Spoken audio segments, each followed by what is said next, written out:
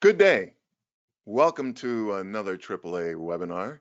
I'm Robert Sinclair Jr., Senior Manager of Public Affairs for AAA Northeast. And we're here to talk about the 100th anniversary of the AAA School Safety Patrol.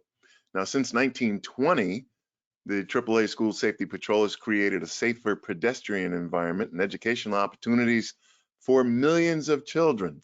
Started by the Chicago Motor Club in 1920, the president, Charles M. Hayes, witnessed a horrific crash where a speeding vehicle killed multiple students.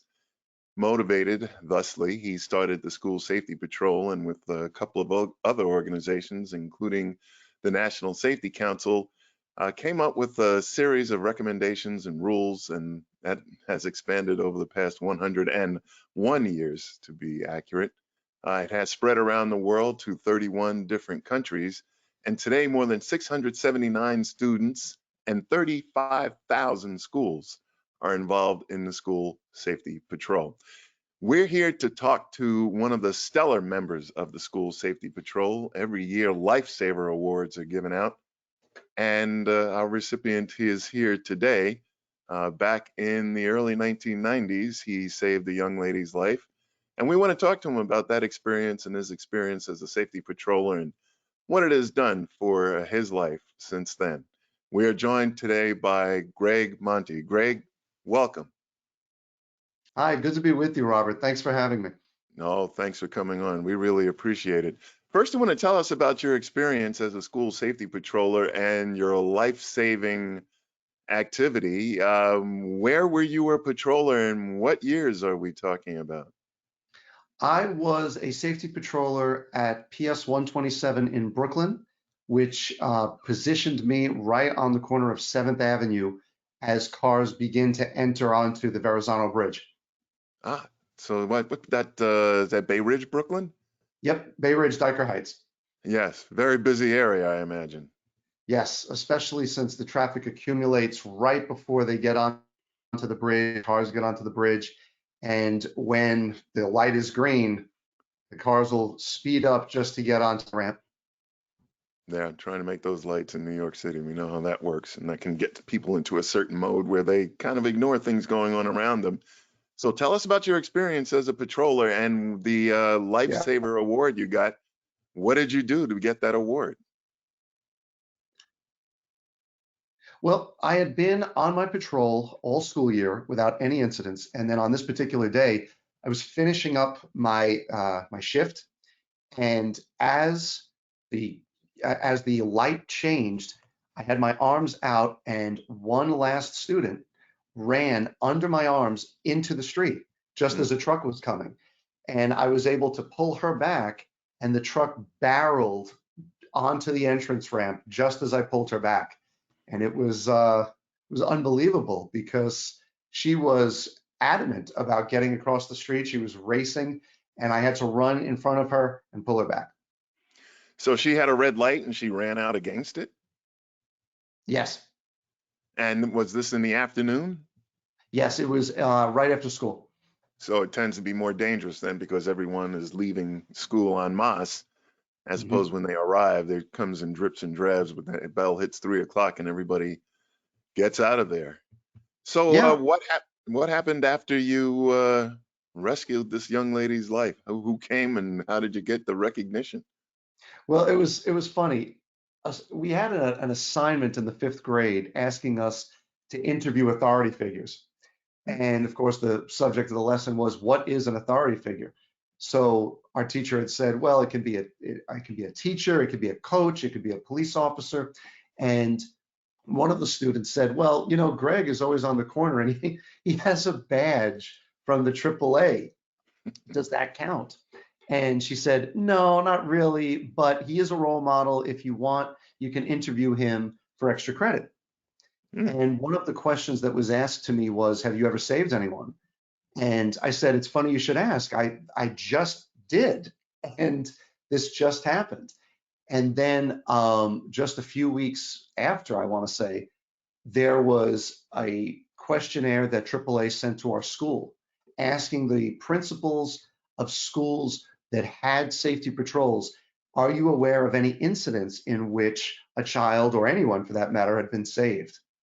And my teacher notified my principal that I had interviewed with this student and that I had described saving someone's life, and AAA was notified.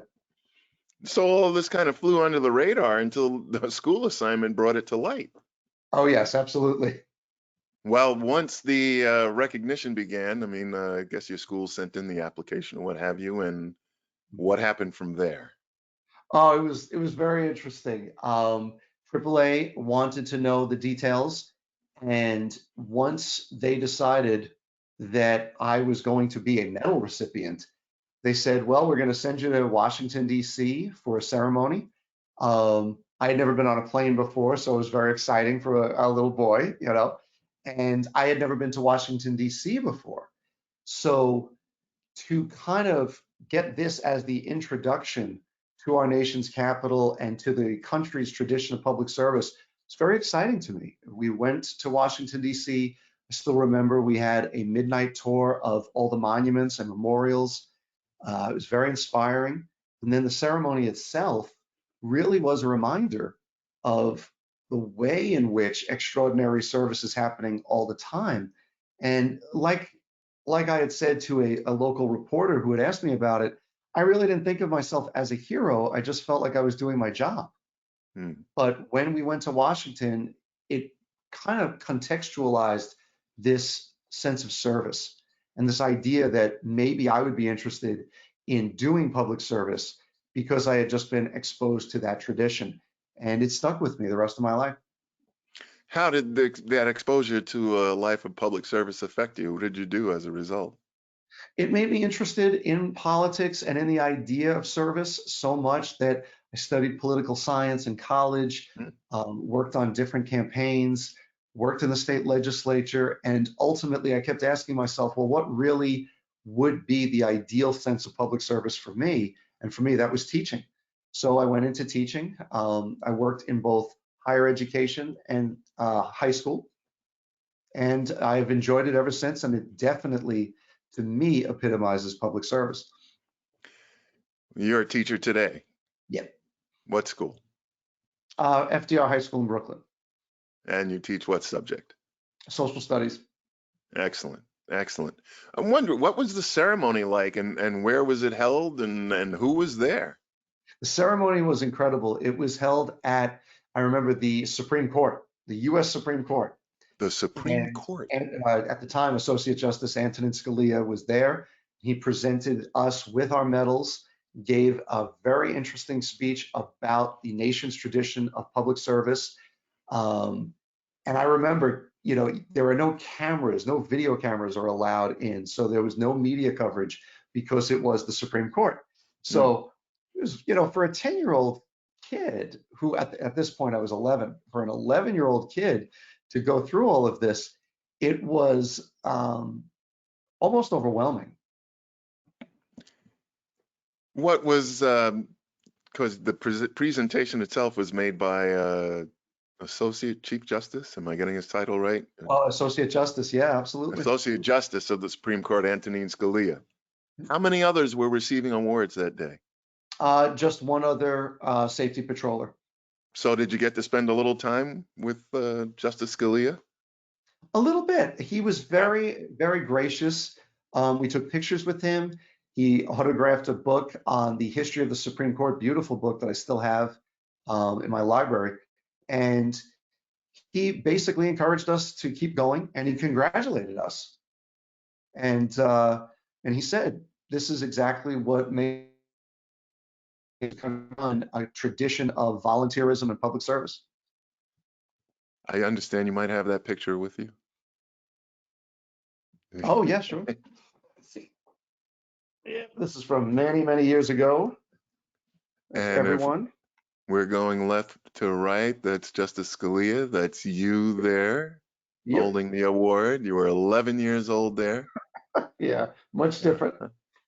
Hey, we're all different from then, Yeah. believe me. And that's Oh, our president. I want to make sure I get his name right. Oh, what was his name? The president of AAA at the time, Paul Vercule. Yep. and Donna Galasso Oh yeah. next to him, who's still with AAA and going strong. That's your mom next to Yep. Donna, Very right? proud mama right there. Yeah. Yes, I very good. still remember she wasn't sure if she could get off from work, and then her boss called her down to her office and said, "Pack your bags, you're going to Washington." And that was it. We were off to have this incredible experience. And I have to be honest, I loved the patrol experience to begin with. It was a Mhm. wonderful way to end the day. It gave me a sense of responsibility. It gave me that sense of public service. And it was just the right dose Mm. because for a 10-year-old and then an 11-year-old, to have just the right amount of responsibility and see how you could protect people and see how people react to it. And usually they're very appreciative, was just the right exposure to public service. You know, the list is long of public servants that started off as safety patrollers, quite a few astronauts, track stars, President Clinton, President Bush, I believe, the first was a safety patroller. I didn't know Just that. yeah, just a long, long line of noteworthy public servants started their careers as a young safety patroller, and it looks like the experience that you got helped them as well to get that discipline and responsibility. What would you say to a young person today who might want to be a safety patroller or who is a safety patroller about their future and how the safety patrol experience might help? I would tell them that if they haven't already realized it, it's a wonderful experience that will leave them with a sense of how regular individuals can make a big difference. Even if you never get a medal, the role that you play in keeping people safe and the role that you play in giving yourself a sense of where you belong and how you can help other people is priceless. Has it impacted your driving? I imagine you're a driver now. Oh, sure, And sure. how does your approach to driving reflect your experience as a safety patroller? You definitely want to be more cautious around areas that you know are pedestrian heavy and that you know are heavy on vulnerable pedestrian populations like children. And so in school areas, it definitely reminds you all the time, it's not that serious to make the light. You'll get another light. Mm. You want to make sure that you're always considering pedestrians when you're driving. I'm going to ask you the $64,000 question. Okay. Are you a member of AAA? Absolutely. Yeah. I actually have my pen Woo! here. So, and All right. me and my wife, yep. Your wife Um, and you and your wife, the associate member. yes. Very good. Very good. It's good to hear it. How is teaching for you these days? You're doing it remotely? Yes, it's a totally different experience, Mm. as you might suspect, especially since if there is one other thing that doing the safety patrol introduced me to, it's the enjoyment of interacting with people in Mm. a service capacity. And it's a little different when you're a teacher teaching remotely because you have something of a barrier, particularly when uh, you have older students who don't necessarily want to interact all the time remotely. But we've made it work. It's been a challenge, but you can still connect with kids, you can still encourage them, and it's also a vulnerable time for them. So you have to keep that in mind when you're checking in with them, um, considering what might be affecting them during this bizarre time. Yeah, it's a little tough. And the middle schoolers are in school, but the high schoolers aren't. And I would imagine it's a little bit more difficult. Do you give safety lessons, road safety lessons in social studies? I'd imagine that'd be a part of it. No, not really. Not No, really. you could So, work it in. but I do tell them, the issue has come up, or the memory has come up around two or three times while I've taught, because I encourage them. I encourage all the students to do some type of community service and to get Mm, involved. And sometimes I've mentioned receiving the medal when we talk about the three branches of government, because I have a speech by a member of the legislative branch and I received the medal from a member of the judicial branch. And I think it's something interesting they might get a kick out of. You have to know your audience, but sometimes I bring it up. Are they cynical and jaded today like I was in high school? It depends on the kid. Some of them are Yeah. very cynical, but in the past few years, on the whole, I would say that they are more motivated than I've seen in a long time. Hmm. Uh, and I think that that's a good thing. You know, they're eager to make their mark. Um, I think that's good, especially in the sense of public service. Where do you think that extra motivation has come from in the last few years? Just this idea that things are not going to change unless they're involved. Hmm. That it's really up to them, that they can't just be complaining or sitting it out or even just voting, that they actually need to be a part of the process and they need to have informed opinions. I hope I'm right about this. I think it's becoming less cool to be disengaged. I Hmm. hope I'm right about that. I hope you are too. Well, I have to thank you for your service. That's generally something we say to military personnel, but I remember one going to an event and there were a bunch of educators there, and one of them had been a military service member and a teacher. And I think teachers deserve thanks for their service as well. I'm here doing what I do because of the input of a very dedicated teacher in college who really pushed me. And so I want to thank you for that service and what you're doing. We need teachers more than ever. It's so very difficult these days. Life can be very challenging, and Sure. you're imbuing into your students those qualities that they need to have a successful future. And so I want to thank you for that, and certainly want to thank you for your service as a lifesaver going back to those years when you were 10 years old. Did the kids listen to you then? Were they mannerly and respectful? Or did you have to For the most part, push them? Yeah. for the most part. Well, Greg Monty, Lifesaver Award winner and former AAA Safety Patrol member, we want to thank you very much for joining us to mark this anniversary, the 101st actually anniversary of the School Safety Patrol. The pandemic did what it did last year, so we're Sure. taking the time to do it this year. Thank you so much for joining us. We really appreciate it. Well, it's a proud legacy. So thank you for having me. I really appreciate it. You're welcome. You're welcome. And that's going to be it. School Safety Patrol, when you see those yellow sashes that they're wearing, pay attention. Be safe driving around school zones, particularly in the afternoon when the school's let out. Be safe all the time. The life you save could be someone else's and yours. Thank you very much for joining us.